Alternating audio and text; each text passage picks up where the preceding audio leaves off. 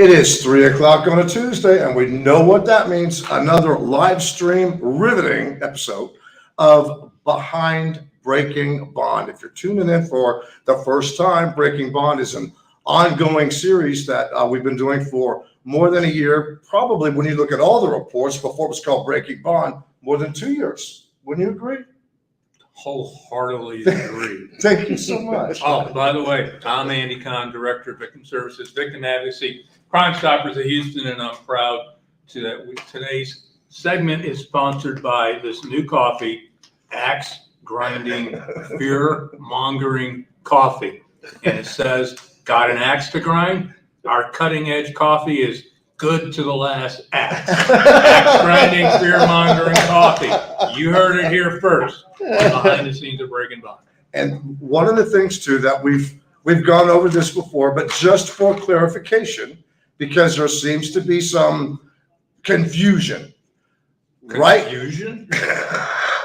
Amongst who? No. Me. Oh, okay. Yeah, well, that makes sense. We're going to go over again how we look at this and how we get the information that ends up being Breaking Bond reports. Right now, to date, unfortunately, 171 Harris County residents have been killed, allegedly at the hands of a repeat violent offender that was out on multiple felony bonds when they committed the alleged murder. We do not include anybody if you're out on one bond, right? The way I describe it, Randy, and we'll use you, and again, this is just, nonfiction. If Randy Wallace was out on one bond and he was charged with murder and there was nothing else in his history, he would not make the list. If Randy Wallace was out on more than one felony bond, or he was out on a felony PR, get out of jail free card, or if you're on a felony bond and you forfeited your bond, meaning you just didn't show up to court anymore, then you made the list. And trust me, there were dozens of defendants charged with murder on one felony bond who didn't make the list. And keep in mind, this is just what we know. Right. And that's violent felony bonds, Yes, right? yes. Thank Not you. just Thank any you, normal Nicole. felony bond, but a Right. violent. It has to be a violent offense. It's not burglary or a situation like that. There seems to be confusion that we've picked different courts to sort of target, if you will. That we have not done that at all. To do that, to make that happen, two things would have had to have happened. We would have to go to the court and look at the docket, pull all the names from the docket, and then research those things. Well, let's keep in mind that we've had COVID, so there was a year period. You couldn't even go to a court. And if I ever stepped foot in a court to look at the docket, the judge would know that, or if some representative from Fox 26 was there doing that, or if you were down there doing that, it would be obvious, and a judge cannot honestly say that they've ever seen me or anyone else from Fox 26 or him go to the court coordinator and say, I want to see the court docket. We could do that. That's a public document. I mean, as a journalist, we could do that, but we have not done that. We've not targeted courts. The way that we find the defendants is when they get arrested. There's usually a press release, right? Like the sheriff's department, HPD, they'll put out a press release. Defendant so-and-so was charged in the murder of Joe Schmo. Well, then you research the defendant, and that's how we come across defendants that are profiled on Breaking Bond. Yes. And you researched public information. Yes. This also is not. You're coming very handy. Thank you so much. I'm good for something. You are. Every now and then. Every single thing that is in a Breaking Bond report, every document, you could go get if you want to. It's all a matter of public information. And again, the reason that we started this whole thing was public safety. We are living in dangerous times in our city. I think that most people would agree that crime is a huge concern right now. crime is issue 1, issue 2. I'm going to run out of fingers. 999 in this upcoming election cycle. And we're not trying to scare anybody. We don't want people to live in fear. We want you to know what's going on, and we want you to know what is fueling it. And what is fueling it is a revolving door at the criminal courthouse where you have defendants that get a bond, they pick up another criminal charge, a violent criminal charge, they get another bond for that. We've seen defendants with as many as 14 bonds. 14 bonds, yes. This is new. This is not something that, last week I was at an event, 2 judges, I'm not going to say their names, 2 judges were there and they stood there and said, this happened before we came, that this has been going on.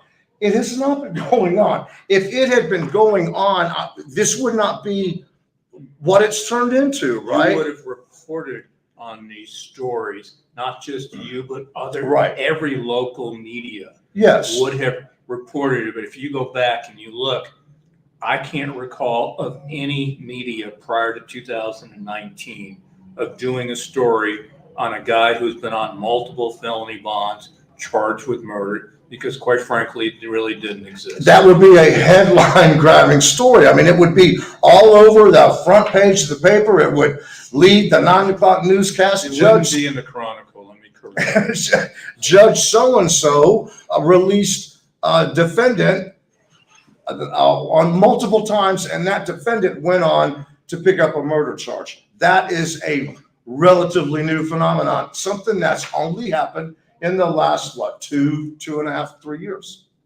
I mean, that's just sort of the way that it is. And again, this is all, I'm telling you things that are factual because the whole thing is factual. If during this whole time, okay, no one, not one judge, no one has come forward to say, that's wrong. Your documentation is wrong. Your information is wrong. They're not saying that because they know that it's correct. It's correct information. Facebook viewer Annette says it can be accessed online. The information can be accessed online as well, right? Yes. Yes. And what I do, and who are you? Oh, I'm Nicole Kristoff. We were going to get to her later. Yeah. She's the guest star. I'm Chop You have a Liver. guess.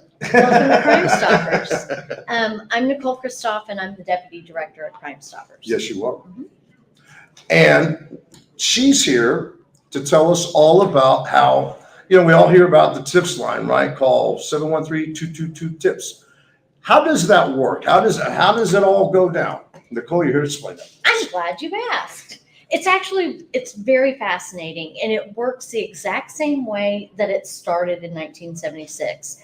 And the anonymity is number 1. We can't know who. Texas law protects a tipster's identity. So if I happen to know that you called Crime Stoppers and I go, hey, guess what? He called Crime Stoppers, I'm committing a crime. So state law protects a tipster's identity, and it's all done with code numbers and code words. That's the way it started in 76, still the way So it if I happens now. call up to the tip line, what happens? So you say you call Crime Stoppers, the tip line, or you use the mobile app or the website. All 3 ways are 100% anonymous. You're going to say, hey, I know that Nicole knocked over the liquor stand. And so they're going to give you a number that's unique to you. And they're going to tell you, hold on to that number and call us back within a certain amount of time. Because the Constitution does not allow for the police to go arrest somebody based solely on a tip. Sure. The tip is just one more clue to lead police into the possible direction of a suspect or a fugitive. So then the person that, let's say I call and I'm talking to you, Mhm. are you going to be the person that would call whatever law enforcement agency and pass on the information that I give you? Sure. So what we do first, as soon as we get the call, we're going to start to investigate that tip a little bit.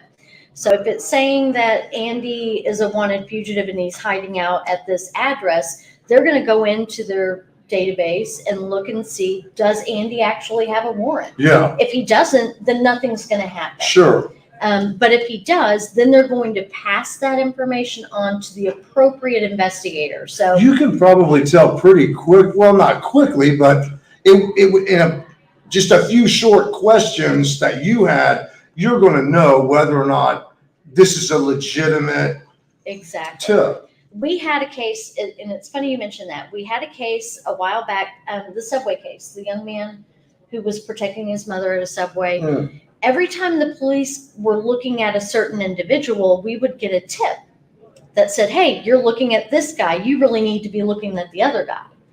And that happened like two or three times. And it didn't take too long after the second or third time. They're like, wait a minute, me smell something fishy. It was actually the shooter was calling Crime Stoppers to say, hey, you're looking at this guy, you really need to be looking at the other guy. Wow. So we are able to weed out malicious tips. You know, somebody that's just, I'm ticked off at Andy because he drank my Diet Pepsi, and I call a tip on him. If you don't have anything to worry about, you don't have anything to worry about. Right. But you're not going to get arrested just because somebody called. And like I said, you have to call back within a certain amount of time. That gives our investigators that answer the tip line time to forward the information to the appropriate investigator. What's the usual amount of time that you'd say, hey, call back? You know, it depends on the type of case. Right. If it's a fugitive that is hiding out on the corner of Main and whatever street, then it's probably a day or two. Yeah. If it's a murder case or something that's a little bit more involved, it may be a little bit longer. What do you do if somebody calls and like I call and I'm giving you information about what Raymond Ramirez did, and he's done a lot of bad things. Why me? So I want some money. Really bad guy. But Why do I- you Bad think? Come on. He's sketchy looking. Come on. Kidding me? Backwards hat. I call and I give you information about Raymond, and then Andy calls and he basically gives you the same information. That's a good question. So if basically we typically go first and best. So if two people call with the exact same information, Raymond did it, this is where he's at. Charges are filed and he's arrested, then the first person would get the tip. And that's what you have to have an arrest and a conviction No, it's going to be charging charging. and or arrest. Okay. So we can identify somebody, but if they're not charged, if the DA's office doesn't take the charges, then we can't pay the reward. Yeah. So if we got a tip that said Raymond did it, I don't know where he's at, and then we get another tip that said, hey, I heard Raymond did it, and he's at this address right now.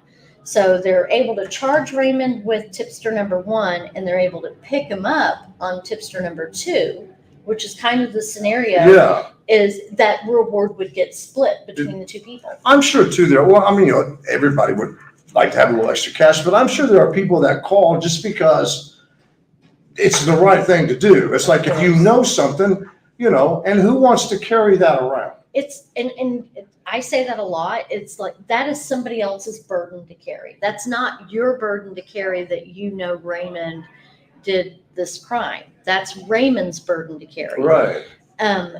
But to that same point, Randy, there are a good number of tipsters that never claim their reward. Yeah. They just don't, because they're looking for a safe and anonymous way to get this information off their shoulders and get some action taken. And two, I could think where some people might feel like, well, I don't want to call the police because they're busy, and maybe what I know will help, and maybe it won't help, but Right. at least I'm making contact with somebody that I know can pass the information on. Exactly. And that's another good point is if you call 911 and say, hey, Raymond did this, you're not anonymous. Right, that's true. So that could be another thing. You could end up being called in to testify because you provided this information.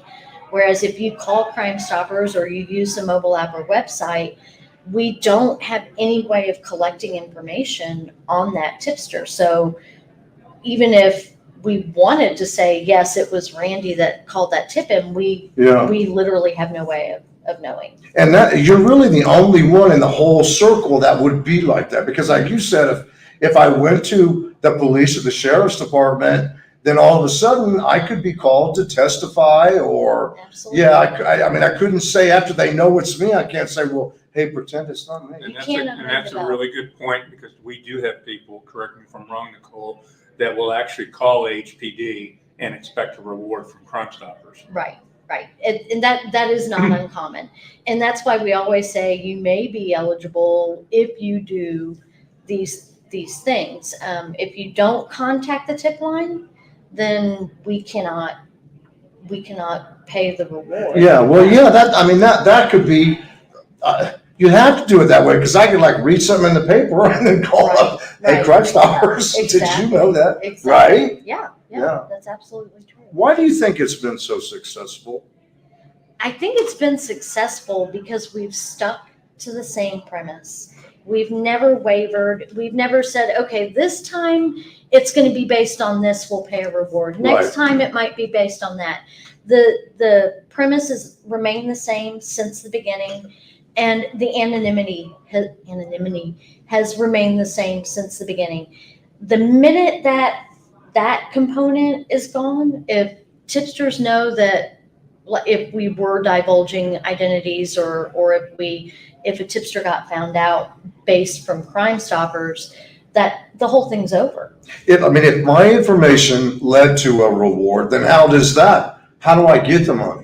That's the question we get a lot. How are you going to pay me if you don't know who I am? How are you going to send me a check and stuff like that? Well, They asked the question just like that.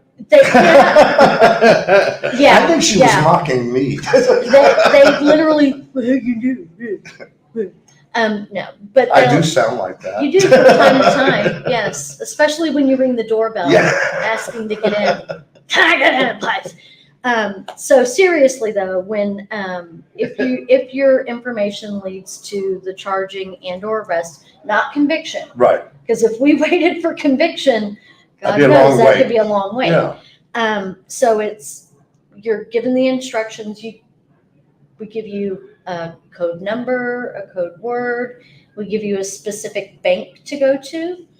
You go through the drive-through of that bank with that piece of paper with 3 things written on it, just 3. You go through the drive-through, give the teller the piece of paper with nothing else, and then they give you an envelope with your cash in. Wow. Yeah. And it's $100 bills. That's like out of a movie. I know, right? But it's the way it started in New Mexico. It started at a dry cleaner. The dry cleaner had a drive-through, and so they gave the rewards out through the dry cleaner. When we started here in Houston, they would meet the tipsters at midnight at a certain tree in Herman Park. The money's in a bag by the bush. Wasn't that like Shawshank Redemption? A tree But- or something? Would you go stand underneath a tree with No. some envelopes with cash in it? No. Heck no. But no, so we've progressed, obviously, but it's all anonymous, and it's kept anonymous with those code numbers and code words. We get a lot of questions about taxes. How does that work? How does that work? I don't know who you are, so I can't submit a 990. Or Just wait, not saying. 990. It's a Raymond's 1099. really keeping all this information. He's Exactly. taking notes. Really Exactly. shrewd. But that's right. It's sort of. And the IRS has determined that rewards that are paid to confidential informants or anonymous informants that lessen the burden of the state. So a Crime Stoppers tip saves investigators hours of time. Sure. If you think about it that way, even. So God only knows how much money that's saving. If it lessens the burden of the state, then that is not something that needs to be reported. What do you think you see the most of now? Calls or people going online, or? The mobile app is extremely popular. That's the way people communicate these days. Yeah. The bonus about the mobile app and the website, but the mobile app is really easy to use. You could submit videos and pictures through the mobile app. And then we also have the ability talk back to you. Yeah, Like, hey, tipster, we need a little bit more information. yeah, Whereas if it's just a phone call and they never call back, then we can't ask any additional questions. right. But Because, yeah, it would be up to them, because you don't have a number, you don't have their name, so they got to call you back. exactly. And it's funny, not even just, it's the third floor is where the tip line is. The second floor is where Andy and I office. We don't have caller ID anywhere in the building. And how many calls do you get where somebody says, call me back at this number? We actually did a news segment showing when my phone rings that It's all there's no zeros. caller ID on it. And I've actually, I'm sure you had people say, please call me back. And I'm like, what's your number? You're Yeah. waiting, I'm you're waiting. waiting for the number going, Number. you don't leave me a number, I don't have it. And That's, yeah. And it's, I had one of those today, and I fortunately was able to find the person online and call them back, but yeah. Is there like people 24 hours answering the phone, or how does that The work? tip line is answered 24 hours a day. During the day, it's answered here, Yeah, by law enforcement professionals that are assigned to Crime Stoppers. yeah, Which is good because they know the right questions to ask, and Right. they have access to the database and things like that. So, after hours and on holidays, it goes to a call center or like an answering service that's Yeah. specific for Crime Stoppers only. So I got a viewers asking me to ask you a question. I'm just making this up too. Okay. But Oh, I'm like, that a viewer, why are you looking at it? He's looking I'm at it. pretending that someone, I'm like, how does that work? What I are they know. doing? see? The question is, what are some of the recent cases at Crime Stoppers that maybe somebody in the public might remember? Oh, well, there's a lot. Recent David Castro, the young man that was killed in a Yeah. road rage accident with his dad, that was, the suspect was turned in on a Crime Stoppers tip.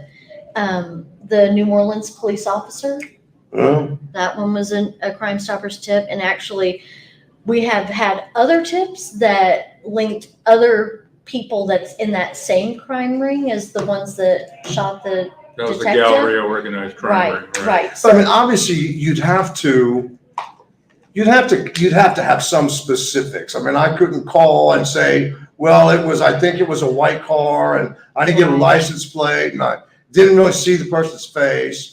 Well, that's why law enforcement keeps stuff behind, right? They don't always give Right, everything to right. the public because there's things that they use to validate. But to your point, there was a case up in the Spring area, Jenny and Bo Lamb.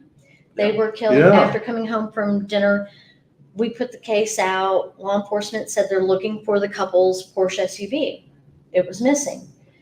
The tip comes in. I don't know if it was a male or a female. I usually somehow I just make up in my head it was a man or a woman. So in this scenario, in my head, it's a woman. Yeah. And she calls and says, look, I don't know who these guys are, but that Porsche SUV is at this address. And it's been coming and going to this house for the last 3 days.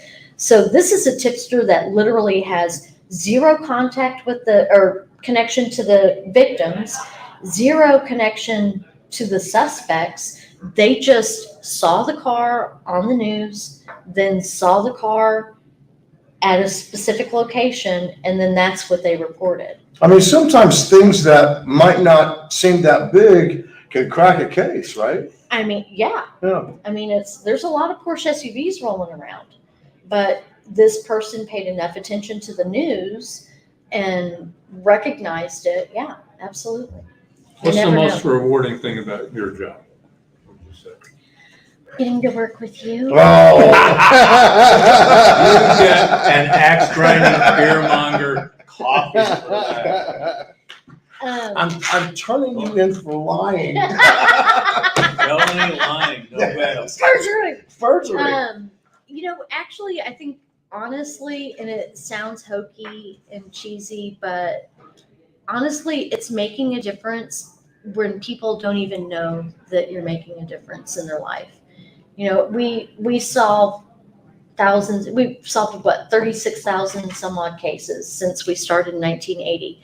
That's at least 36,000 victims, right? Yeah. If there's at least one person for each crime, that's a victim that has gotten some form of closure on their case, whether they know Crime Stoppers was involved or not. Most of them don't. Right. You know, so it's kind of like that little secret behind the scenes, you know, knowing that you're making a difference without throwing yourself fully out there. Yeah, it's very unique. You're in a very unique situation when you look at everything as far as law enforcement, the Right. criminal justice system. I mean, there's no other entity that does what you do or offers what you do. Well, there are other entities like tip lines and stuff like that that are not Crime Stoppers, Yeah, especially like in schools, but they can't offer the cash reward and they can't offer 100% anonymity.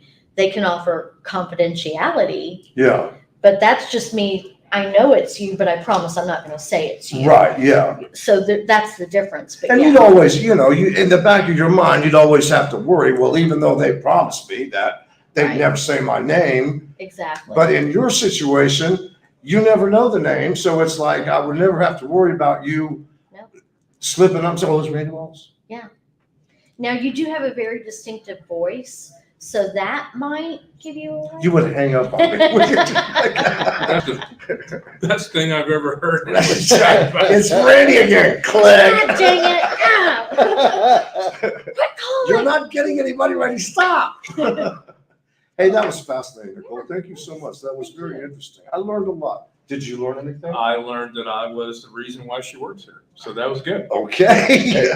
Hey. Facebook viewer Highland says, I'm just here to apologize to Andy and Crime Stoppers on account of Harris County. Oh. These are the commissioner court attacking your organization, do not represent the people.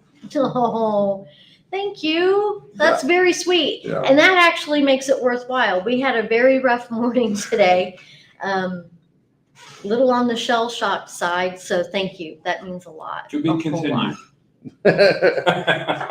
Hey, thank you all so much for watching. You can always, Tonight? oh yeah, of course. Thank you so much for the reminder. That's why. Breaking Bond tonight at 9 on tonight's 9 p.m. newscast. You can watch this behind Breaking Bond and every behind Breaking Bond on the Fox 26 YouTube channel. Thank you so And much. I apologize, I misspelled your name for the first 15 minutes. But I got it right at Do the it end. again. I got it right at the Again. end. Somebody did call in a tip, so that I could correct it. Hey, thank you so much for watching. We really appreciate you. Thanks. Y'all have a good day. Can't hold a smile anymore.